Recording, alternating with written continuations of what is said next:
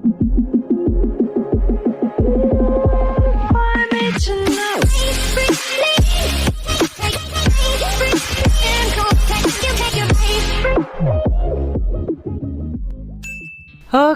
jadi di video kali ini gue bakal ngebahas tentang tips dan trik cara cepat menjadi pro player Free Fire di tahun 2023 ini ya.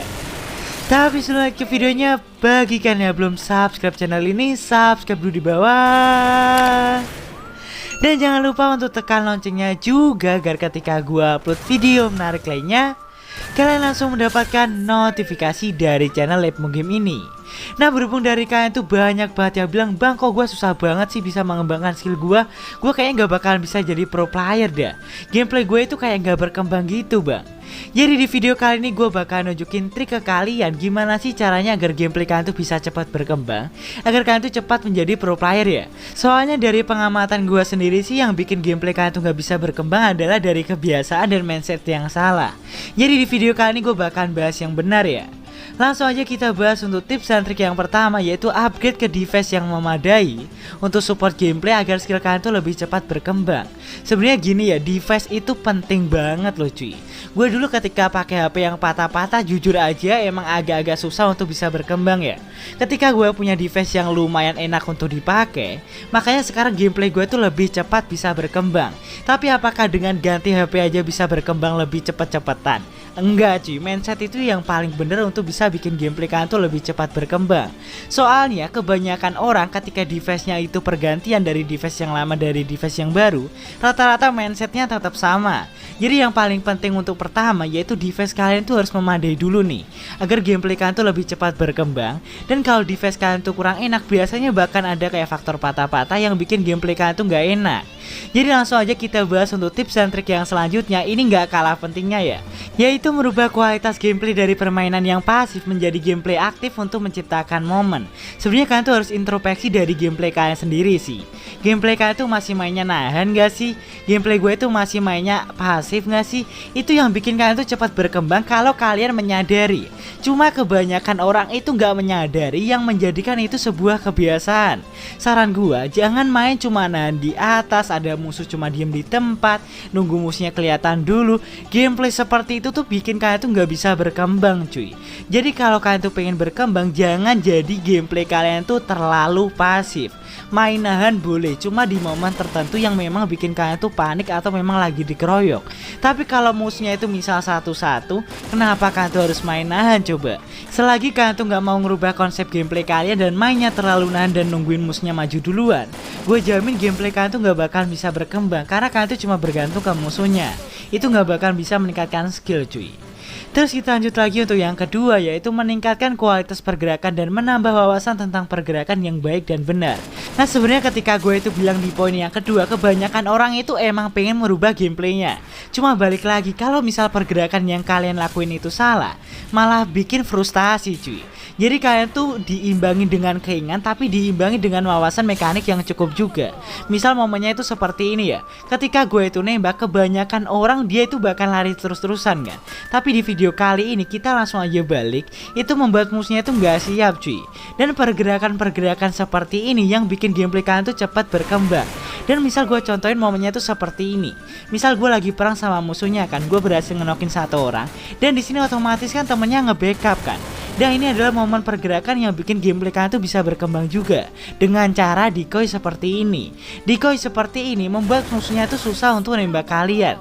Jadi pergerakan-pergerakan seperti itu yang harus kalian ketahui agar gameplay kalian tuh cepat meningkat. Jadi kalian tuh harus tahu nih apa yang salah dari diri gue yang membuat gue itu gampang mati. Misal gue contohin momen seperti ini. Kenapa gue itu ketika ngenokin orang gak langsung lari ke arah sana? Biasanya orang kan langsung lari ke arah sana kan. Itu membuat kalian tuh gampang untuk kena headshot karena lari lurus cuy.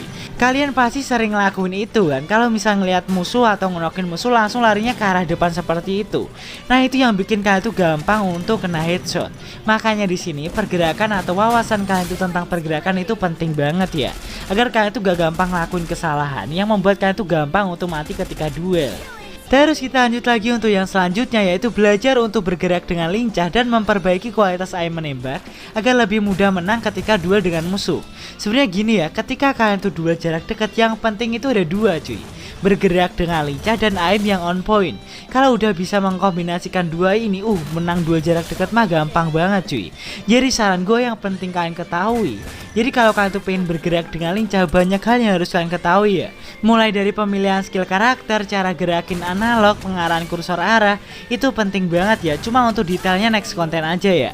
Jadi kalau kalian tuh udah bisa mengkombinasikan dua ini, pergerakan lincah dan aim on point, itu gameplay kelihatan seperti pro player cuy. Jadi untuk next konten bahkan gue bahas untuk cara agar aim on point dan cara agar pergerakan kalian tuh lincah ya. Gue bahkan handcam juga sih. Gue sebenarnya main cuma pakai 2 jari cuy. Cuma kenapa gue itu bisa kelihatan lincah ya, banyak hal yang bahkan gue itu bongkar di next konten aja ya. Soalnya kalau pergerakan kalian itu nggak lincah dan aim kalian tuh nggak bisa on point atau dapetin headshot, itu kayaknya agak-agak susah untuk bisa meningkatkan skill kalian ya.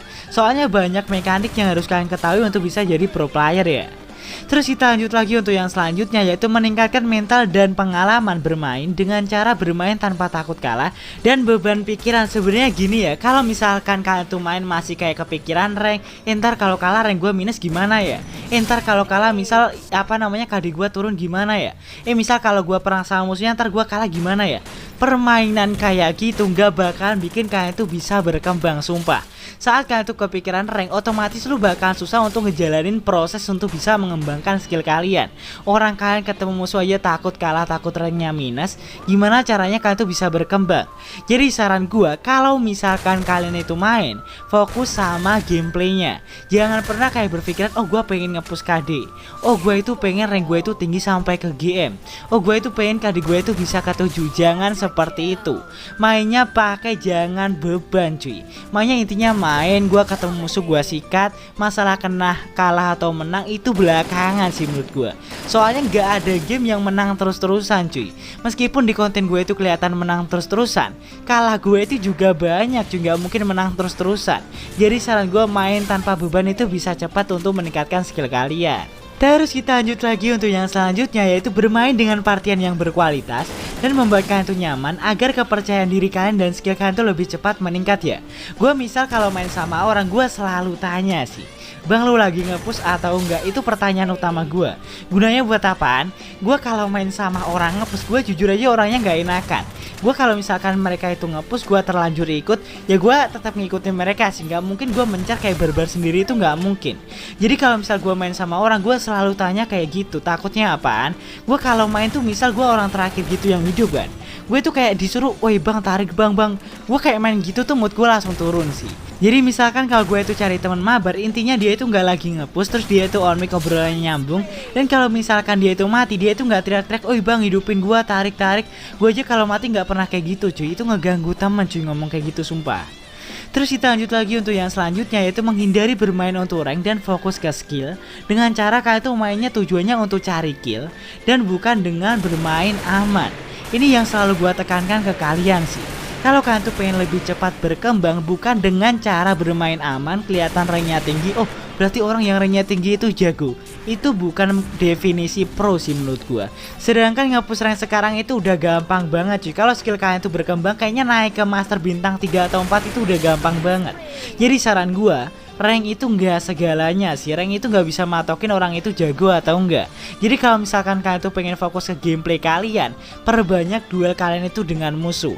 Kalau kalian tuh udah dapetin pengalaman, gua jamin sih lebih cepat untuk bisa meningkatkan skill kalian sih. Tapi kalau kalian tuh ketemu musuh terus kalian menghindar terus-terusan untuk ngamanin poin kalian di rank, itu kayaknya bakalan susah banget untuk bisa meningkatkan skill kalian sih. Karena bermain dengan beban seperti itu tuh bikin kalian tuh susah banget untuk bisa ngambil resiko. Oke? Jadi untuk konten kali ini mungkin sampai di sini dulu ya. Bagi kalian yang belum subscribe channel ini, subscribe dulu di bawah.